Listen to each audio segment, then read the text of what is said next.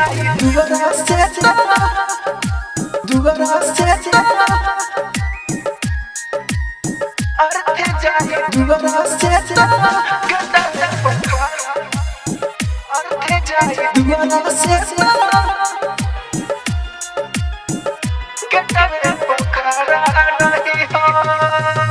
रोई हो ना दिलवा के अपन सही हो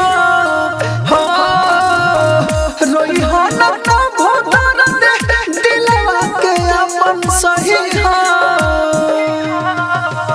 अर्थ जाई दुबारा से गटावे पोखरा रही हो अर्थ जाई दुबारा से गटावे पोखरा रही हो। राजधानी recording studio music by DJ Umesh Shukipur बाजार। दुबारा से दुबारा से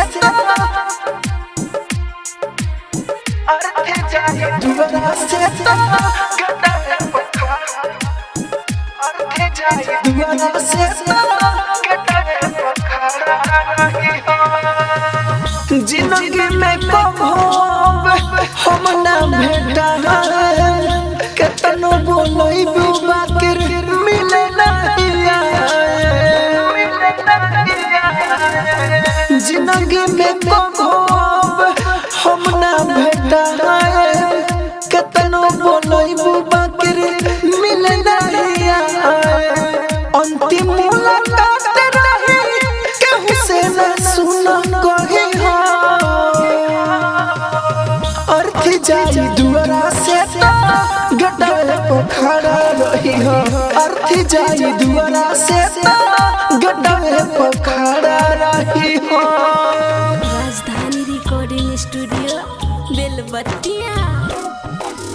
music by DJ Umesh Shukipur बाजार। दुबारा से दुबारा से दुबारा से दुबारा से सब जाने बनी के होला ना के हो के दिल से निकाल दी हो आरती के छुके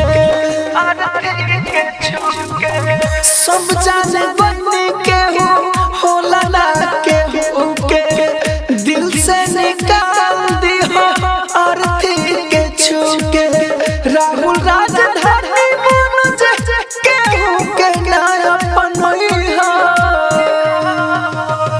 अर्थ जाई दुबारा से गटावे पोखरा रही हो अर्थ जाई दुबारा से गटावे पोखरा रही हो।